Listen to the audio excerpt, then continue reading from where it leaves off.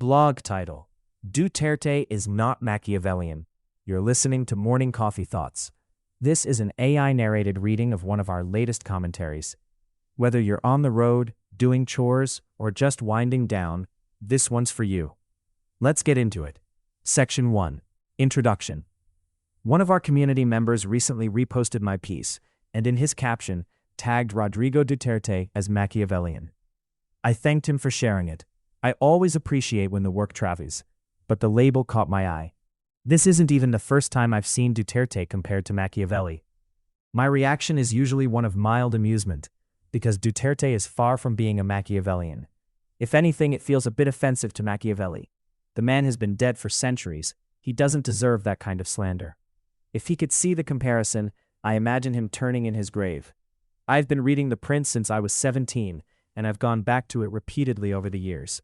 Not as a Bible, not as the only lens, but as one of several reference points when I'm studying political personalities. It's one of the tools on the desk, not the whole toolbox. Beside it, there's Robert Greene's The 48 Laws of Power, which dissects how people accumulate, protect, and project power. There's Dale Carnegie's How to Win Friends and Influence People, the more polite ancestor of every persuasion book, useful for seeing where charm ends and manipulation begins. I also reach for The Dictator's Handbook by Bruce Bueno de Mesquita and Alistair Smith, which looks at how leaders survive by rewarding a small winning coalition, and On Tyranny by Timothy Snyder, a slim guide to spotting and resisting authoritarian habits. I don't read these books to worship them. I read them to build benchmarks. When I look at a leader, I ask, how do they use fear? How do they use loyalty? Do they build institutions or just brands? By those standards, and especially by Machiavelli's, Duterte fails badly. Section 2. What Machiavelli actually demands. The easiest reading of The Prince is the lazy one. Ruthless man, ruthless politics, any means necessary. That reading is popular. It is also shallow. In Chapter 17, Machiavelli writes, "It is much safer to be feared than loved, if one of the two has to be wanting." People love that line. They throw it around on Facebook and in bar arguments. What they usually leave out is the next part, where he says a ruler must manage fear in such a way that if he does not win love, he avoids hatred. The point isn't be cruel. The point is do not make people hate you, or you will fall. Machiavelli's ideal ruler has what he calls virtue. Not virtue like being kind or honest, but a kind of political skill, courage, quick thinking, the ability to read a situation and act at the right time. Virtue is the leader who sees the storm coming and starts reinforcing the house before the rain hits. Opposite virtue is fortuna, fortune, luck, the things you cannot control. Machiavelli compares fortuna to a raging river that sometimes floods and destroys everything in its path. You can't stop the river, but you can build dikes and walls before it overflows. A smart leader respects luck, but does not blame everything on it. He prepares. Then there's the famous fox and lion image. Machiavelli says a ruler needs to be both, a fox to see traps, a lion to scare away wolves. If you are only a lion, all force, no cunning, others will trick you. If you are only a fox, all tricks, no courage, you will be eaten. Underneath all of this is one simple rule: the people are important. Machiavelli says a wise ruler would rather rely on the people than on the elites or the army, because ordinary people only really want not to be oppressed. So you keep them from hating you, you think ahead, you mix lion and fox, you build walls before the flood. That's the Machiavellian bar. Duterte doesn't clear it. Section 3. The man with a hammer. Rodrigo Duterte had one tool, the threat of violence, and he used it on everything. He did not pretend to be gentle while being harsh in private. He bragged on stage about killing. He joked about rape. He compared himself to Hitler and said he would be happy to slaughter drug addicts. A leader who thinks like Machiavelli knows that looking cruel all the time is dangerous because it turns fear into hatred. Duterte's whole political brand was cruelty in the open. Look at his anti-corruption record. For all the tough talk, there was no real strategy. Officials were fired in a big show, then quietly reassigned or recycled. Corruption scores got worse under him, not better.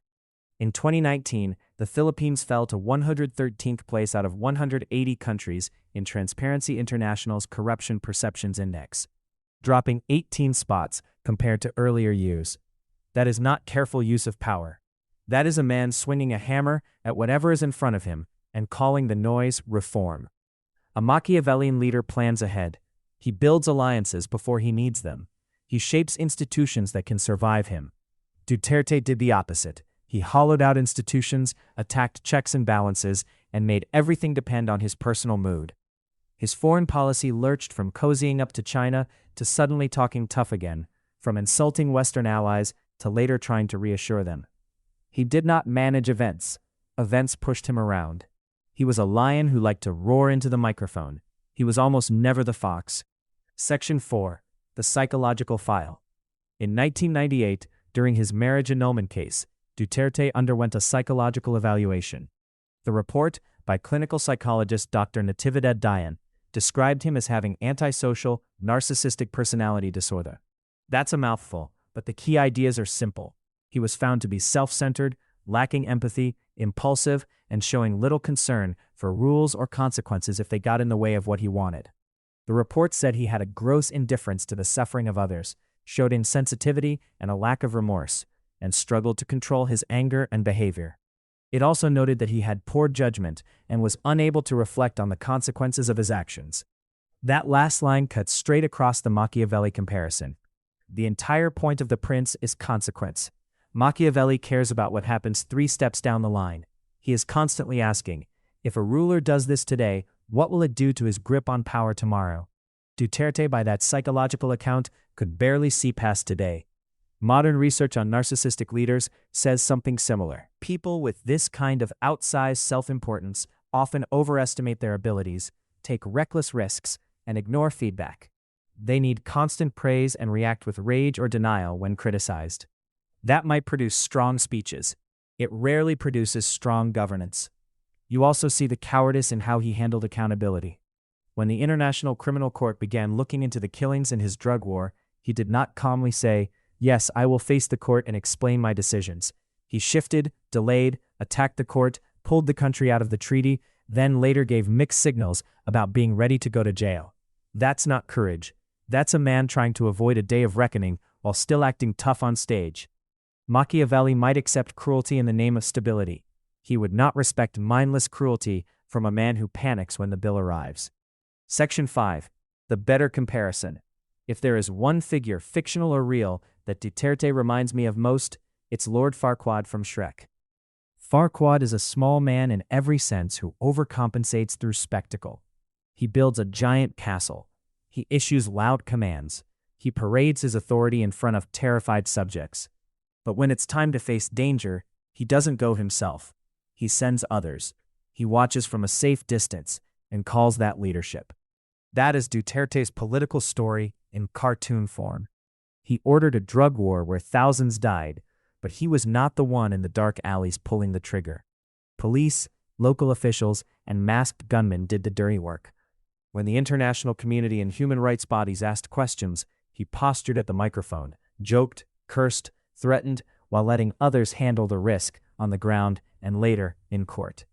Farquaad, famously, was a small man. Shrek said it best when he first saw the giant castle. Do you think he's compensating for something? The movie plays it for laughs, but underneath the joke is a simple read of power, a fragile ego hiding behind oversized walls and oversized cruelty. Duterte's violence was never cool and detached. It felt like anger. It looked like someone needing the whole country to be scared of him so he wouldn't have to face the fear of being ordinary. Machiavelli's ideal ruler uses fear like a tool in a toolbox, picked up, put down, measured, controlled. Farquaad and Duterte are ruled by fear, their own and everyone else's. One more detail seals the comparison. Farquaad doesn't actually want to do the hard work of ruling a kingdom. He wants the title, the grand wedding, the image of being king. When the dragon shows up, when the real danger hits, he shrinks. Duterte's 6 years look like that. No clear economic vision, no lasting reform of institutions, a drug war that didn't solve the drug problem, a foreign policy that made us more vulnerable, not more secure. In the end, what he left behind was not a stronger state. It was just a brand. He was Lord Farquaad all along. We just didn't have the subtitles on. Section 6. On the survivalist gullibles. Now to the people who loved him. If Duterte is not Machiavellian, then what is he? The label that fits better is populist strongman. A strongman is a leader who gathers power into his own hands, weakens checks and balances, and relies heavily on force or the threat of force. A populist is someone who claims to speak for the people against the corrupt elite, often using simple, emotional language to divide society into us and them. Put them together and you get a familiar figure, a leader who says, "Only I can protect you," while slowly breaking the very systems that are supposed to protect everyone. Duterte is often compared to Thaksin Shinawatra of Thailand. Thaksin launched a war on drugs in 2003. In about 3 months, police-linked operations killed roughly 2,800 people. A later investigation found that more than half of those killed had no proven drug links at all. It was a bloodbath presented as policy. Duterte's drug war followed a similar pattern. Thousands killed, many without trial, with police and vigilantes acting under a climate of permission. Same pose, same script of tough love, same lack of careful targeting. Duterte once said he didn't mind being compared to Idi Amin of Uganda. Amin's regime from 1971 to 1979 is estimated to have killed 300,000 to 500,000 people through political purges, ethnic targeting, and sheer terror. He ruled through fear, torture, and arbitrary violence. The comparison is not exact, contexts differ, but the emotional logic is similar. Rule by making everyone afraid of what you might do next. Hugo Chavez in Venezuela is a different kind of mirror. He didn't boast about killing people the way Duterte did. His cruelty was more institutional. Under Chavez, human rights groups documented how courts were packed with loyalists, media outlets were harassed or shut down, and critics were threatened or prosecuted.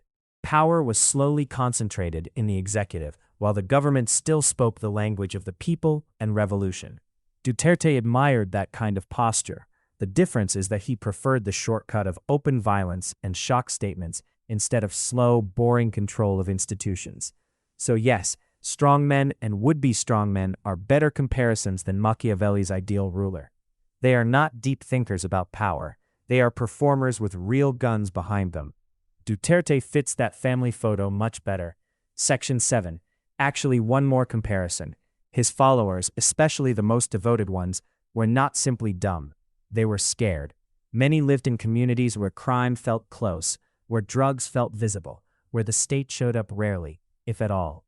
When someone like Duterte walks in shouting, "I will kill for you, I will clean this up, I don't care what others say," that can sound like safety. Political psychology has a consistent finding. When people feel threatened, afraid, or humiliated, they become more willing to follow a harsh leader who promises order. Fear pushes many into a kind of default obedience towards strong leaders, especially those who talk in simple, moral terms like good people versus criminals. So yes, I call some of them survivalist gullibles. Survivalist because their instinct was to protect themselves and their families in a brutal environment. Gullible because they mistook loudness for wisdom and blood for results. The instinct to survive is deeply human. The choice of savior was deeply tragic. Duterte was a man with a hammer, nothing more. The people who cheered him on were not born foolish. They were taught, over years of neglect and fear, to run toward the first man who shouted that he wasn't afraid of the dark. If Machiavelli were alive today, watching from some corner of Florence, he would recognize Duterte for what he is, not his student, not his proof of concept, but a warning about what happens when raw impulse wears the mask of strategy. He would have seen through him in a paragraph. And that wraps up this episode of Morning Coffee Thoughts. This was voiced using AI, created for listeners who prefer audio while going about their day. If this made you think, share it with someone who needs to hear it. Stay curious, stay informed, and we'll see you on the next one.